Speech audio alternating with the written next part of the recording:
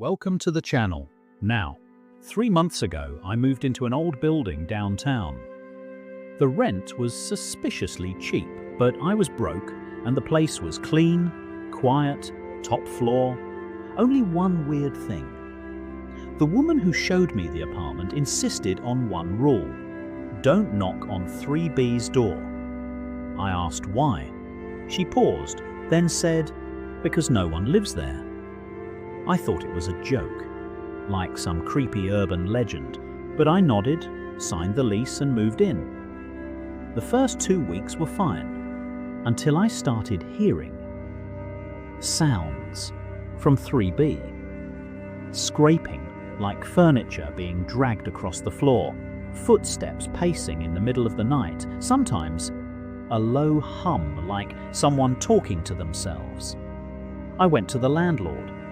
I thought 3B was empty. She just looked at me and said, "It is." That night, I put my ear to the wall. Silence. Then suddenly, 3 knocks from the other side. I jumped back. My heart nearly stopped. The next day, I walked past 3B on my way out. The door was different. New scratches near the knob, like someone had tried to open it with a knife. And the peephole? It was stuffed with tissue. I couldn't stop thinking about it. Curiosity turned into obsession. So one night, I waited, lights off, sitting by my door, watching. At exactly 3:03 a.m., the doorknob on 3B turned, slowly, but it never opened. Then, breathing. I swear I heard breathing just behind the door. I leaned closer, and it stopped. And then, the door creaked open an inch. Darkness inside. I whispered, "Hello?" It slammed shut. The next morning, I found a note slipped under my door. No handwriting, just printed letters. I saw you. I packed my things, but when I went to check out, the landlord looked confused. "You're leaving? You just moved in." "I'm on the top floor," I said, "right above 3B. She stared at me. "This building only has 2 floors, she said slowly.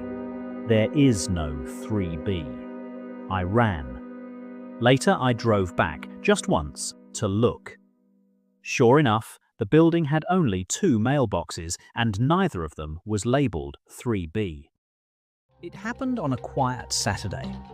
My mum and I pulled into the shopping mall parking lot. We parked like usual, nothing strange, except for the white SUV in the space directly ahead of us. I don't know why, but something about it made me look. Really look. A family approached the vehicle. A dad holding an infant carrier, a little girl walking beside him, maybe 6 years old. The girl stared at me, eyes locked.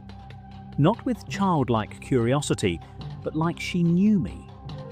My mum was watching her too, both of us frozen. No one said anything, but the air felt wrong. The family got in the SUV. We shook it off, headed toward the mall entrance, but just as we opened the door, we stopped cold. Coming out of the mall was the same exact family, same man, same infant, same little girl, still staring at us. But they had just gotten into their car.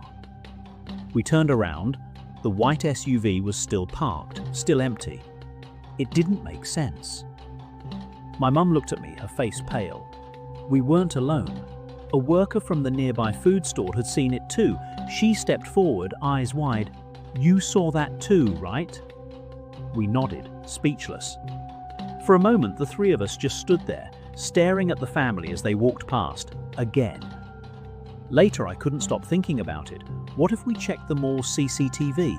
Would it show them entering the car and leaving the building seconds later, or would it show something else entirely? A glitch, a loop, a copy? To this day, I don't have an answer.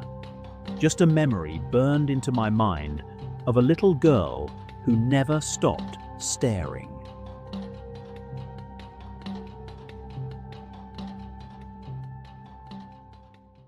"3 weeks ago, I moved into a new apartment.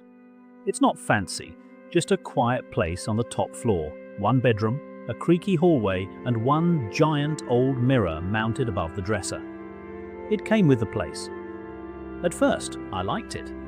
Big, clear, made the room feel bigger. But then I noticed something strange. When I walked past the mirror, I always felt like I was being watched. Not from behind me, but from within the glass. I told myself it was paranoia, stress, new place jitters. Until one night, I saw it. I was brushing my teeth, the bathroom door was open, and from the mirror in the bedroom, I could see myself. Only, I wasn't moving. I blinked, my reflection didn't. I dropped the toothbrush and turned sharply, but when I looked directly at the mirror, everything was normal. My reflection moved as it should. I laughed it off, shook my head. Sleep deprived, I figured.